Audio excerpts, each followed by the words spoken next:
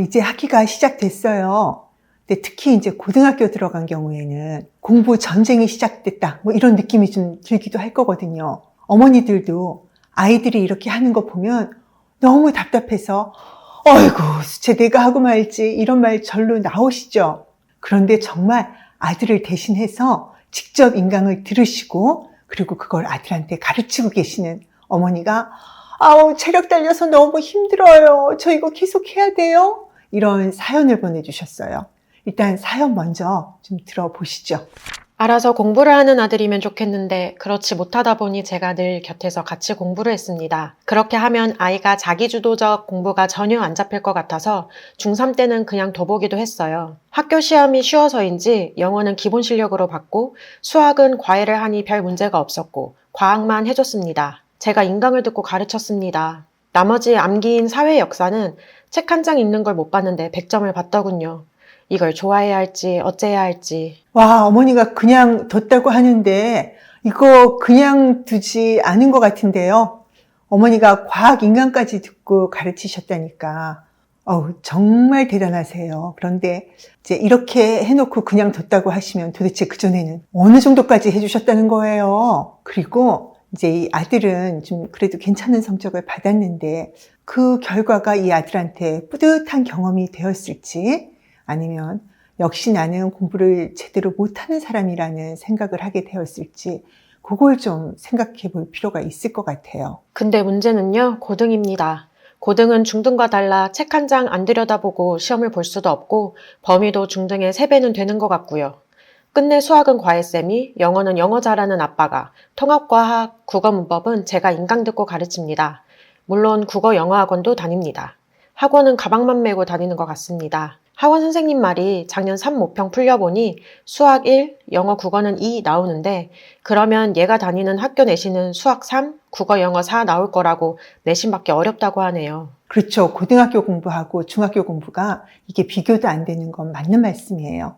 그리고 또 아들이 다니는 학교가 이게 내신이 어려운 학교다. 그러면 뭐 아이도 걱정이 되겠지만 어머니도 걱정이 되시겠죠. 근데 저는 어머니가 지금 인강 들으면서 공부하고 계신 걸 보니까 고등학교를 간 거는 이 아들이 아니고 어머니신 것 같은데요. 어머니가 학교 다니신 것 같아요. 저도 중년이다 보니 체력이 딸리다 못해 몸살기가 와서 애 개학하자마자 병원 가서 수액 맞고 왔어요.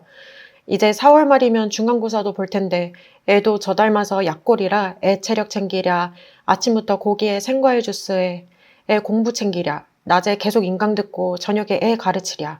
이제 막 고1 시작했는데 내가 이걸 해낼 수 있을지 막막합니다. 애를 말처럼 고삐매어 끌고 가는 것 같아 힘이 드네요. 그래도 힘내서 3년 해주라는 주변 엄마들도 있고 제가 애 버릇망치고 있다고 하는 친구들도 있어요. 제 친구 중에 대학교 때 리프트도 엄마가 써준 애가 있었는데 내가 우리 애를 그렇게 키우고 있는 건가 싶기도 해요. 이런 애는 어떻게 해야 하나요? 어머니가 얼마나 힘드실지 제가 그 마음은 너무 알겠는데 3년 내내 그렇게 해주라고 하는 분들 말 안 들으시면 좋겠어요. 어머니와 아들의 무덤을 파고 있는 거거든요. 아니 어머니 낚시하는 법을 가르쳐야지 왜 고기를 잡아주는 것도 모자라서 어머니가 고기를 씹어서 입에 넣어주기까지 하세요. 박사님은 어머니의 마음을 아시겠다고 했지만 왜 그렇게까지 하지? 공감이 안 되는 분들도 있을 것 같아요. 어머니는 어떤 마음이신지 궁금해요. 어떤 어머니는 애한테 자기주도 학습하라고 그냥 야 인강 봐 이렇게 하고 던져놓고는 신경도 안 쓰시는 분도 있고 또 어떤 어머니는 인강을 어머니가 직접 듣고 아이에게 수업까지 해주시고 와 이게 이 스펙트럼이 너무 넓네요.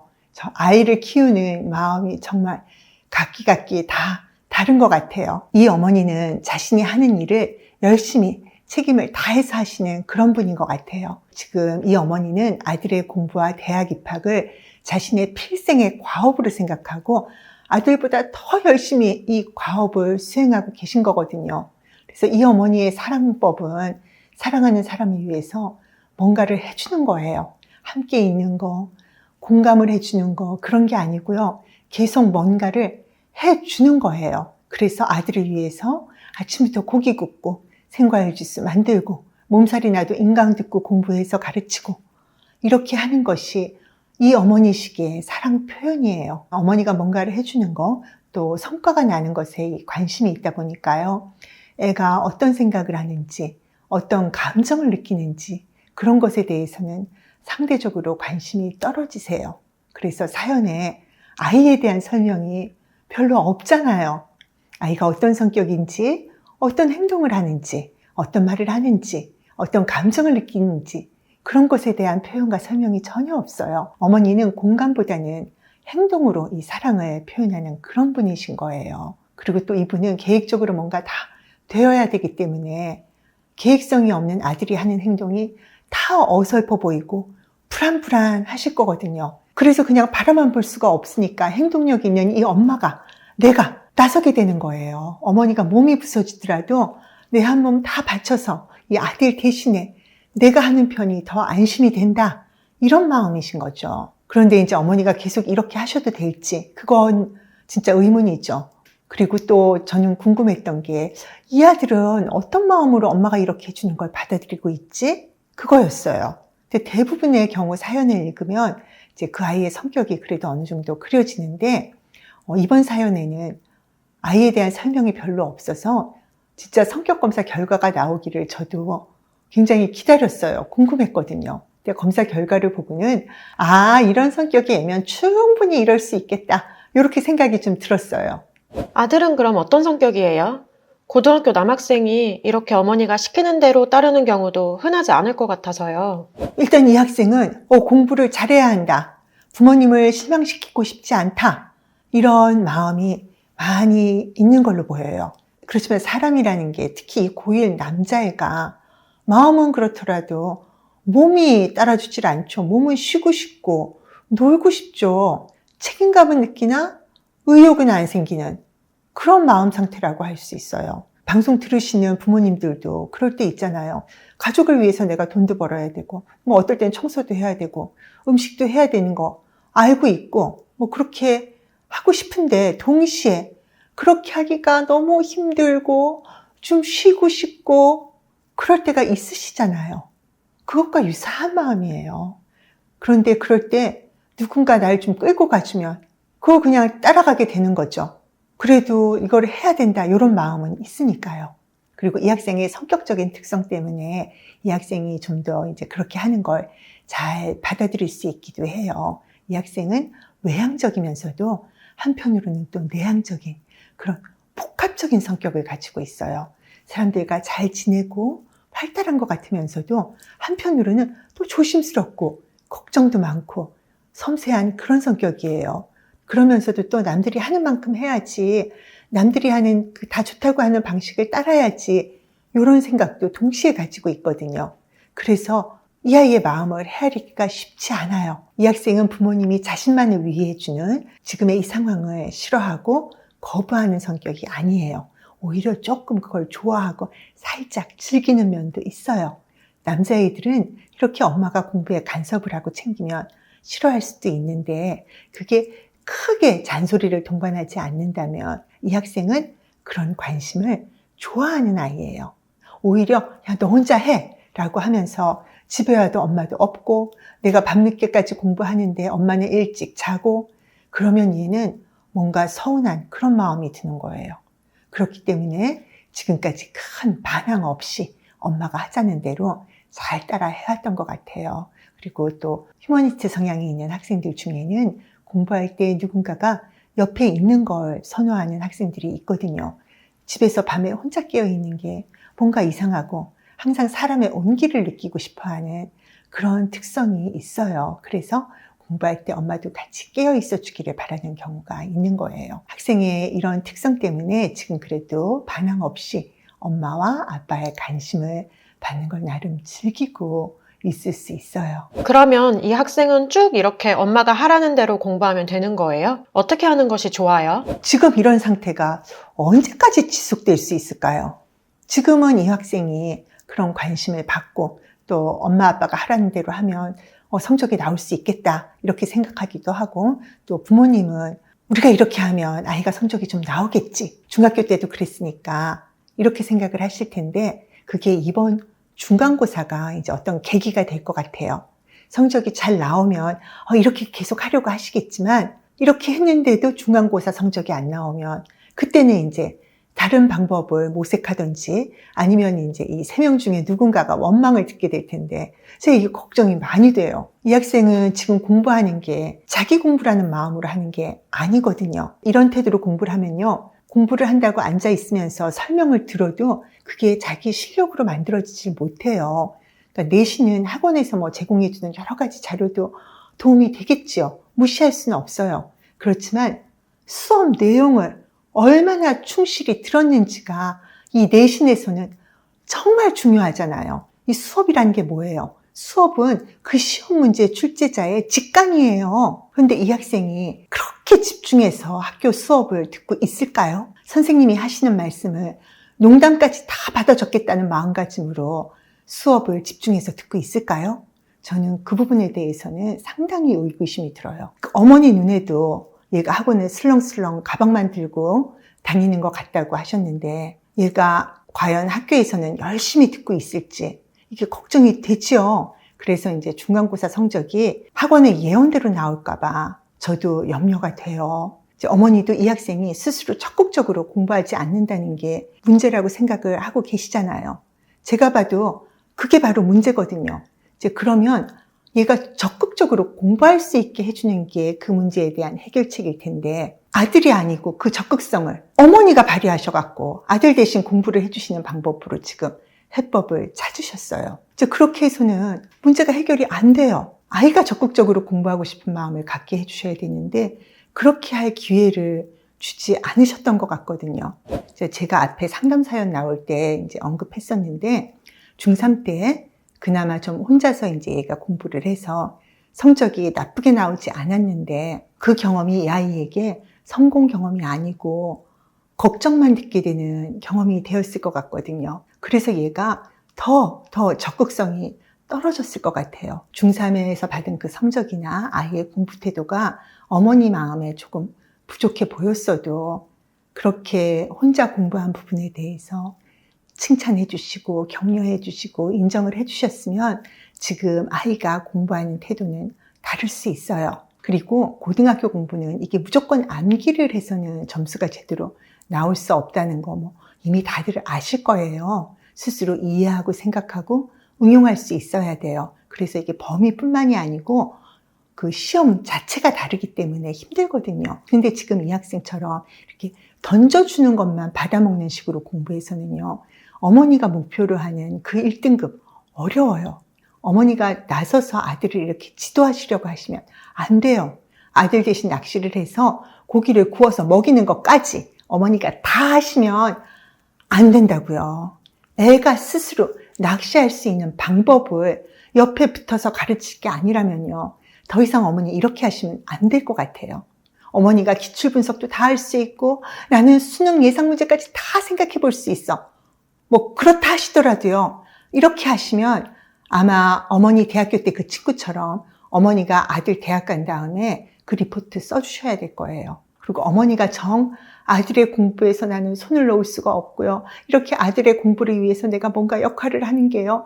내 삶의 의미와 보람이에요. 이렇게 생각하신다면요. 어머니가 배워서 가르치지 마시고요.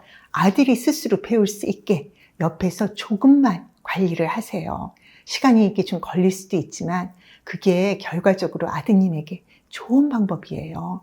어머니가 인강 듣고 가르치지 마시고요. 아들과 같이 앉아서 인강을 들으세요. 그리고 아들한테 요거는 뭔지 설명해봐. 네가 어떻게 이해했니? 이런 거 확인하시고 애가 거기에 대해서 설명을 잘 못하면 어머니가 제발 설명해 주지 마시고요. 꼭 참으시고 그 설명이 나온 부분으로 다시 돌아가서 얘로 하여금 다시 듣게 하세요. 제가 그 인강공부법 알려드린 영상이 있어요. 요 위에 링크가 뜰 텐데요. 그 영상을 좀 참고하세요. 문제풀이도요. 애가 스스로 자기가 왜 틀렸는지 거기에 대해서 다 설명하게 하세요. 이렇게 하는 게 진도 나가는 것보다 더 중요하고 시급해요. 그렇지만 대부분의 어머니들은요. 이렇게 하라 그러면 진도가 늦어진다고 이렇게 하는 걸 망설이시거든요. 그러면서 계속 진도만 뽑으려고 하세요. 그런데 진도 걱정 너무 하지 마세요. 제대로 공부하는 방법을 터득하면 진도를 따라잡는 거는 시간 문제예요. 자기 것으로 만들지도 못하고 수동적으로 받아들이기만 한 상태에서 진도만 계속 나간다면 진도 나가는 게 그게 무슨 의미예요? 아무 의미가 없어요. 그렇게 공부하면요, 시험에서 헷갈려서 틀리기 십상이고요. 조금만 꼬아서 나온 함정 있는 문제에서는요, 늘 걸려서 넘어지게 되기 때문에 진도 나가는 것이 당장은 위안이 돼요. 그렇지만 결과적으로 어머니가 기대하는 1등급을 만들어주지는 못해요. 그렇지만 스스로 알아가면서 공부할 수 있는 아이는요, 그 과정에서 뿌듯함을 느끼게 되고요. 그런 뿌듯함을 가지고 공부를 자기 것으로 만들어가요. 그게 중요한 거예요. 그럼 이 학생은 스스로 공부할 마음은 있는 거예요? 이 학생의 공부 마음을 좀 보면요. 이 학생은 좋은 대학을 가야 한다. 성적이 잘 나와야 한다. 이런 생각은 좀 강하게 있어요. 그렇지만 내가 공부를 잘해서 그 목표를 꼭 이룰 수 있다는 점에서는 자기도 반신반의해요. 이 학생이 이 중학교 때 성적이나 학원에서의 작년 모의고사 푼 거 이런 걸 보면 공부를 아주 못하는 학생은 아니에요. 스스로 마음 먹고 덤벼서 하면 잘할 수 있는 학생인데 스스로는 자신이 못 해낼 수도 있다는 쪽으로 자꾸 생각이 지금 넘어가고 있어요. 사람은 신기한 게요. 뭔가를 스스로 해서 이뤄내면 자신감이 생겨요. 그런데 아무리 좋은 결과가 나와도 이게 온전히 내 힘으로 한 게 아니면요. 자신감은 생기지 않아요. 자기가 한 게 아닌 거를 자신은 알거든요. 그러면 자신감은 절대로 안 생겨요. 자신감은 외부에서 너는 자신감을 가져라 해서 이렇게 주어지는 게 아니고요. 자기 스스로 자기 자신에게 주는 거예요. 내면적인 과정이에요. 자기가 자기를 믿지 않는데 어떻게 자신감을 가질 수 있겠어요? 그래서 지금 이 학생은 그 기로에 서 있어요. 내가 어쩌면 공부 못하는 사람인지도 모른다. 나는 공부를 제대로 하기 힘들 것이다.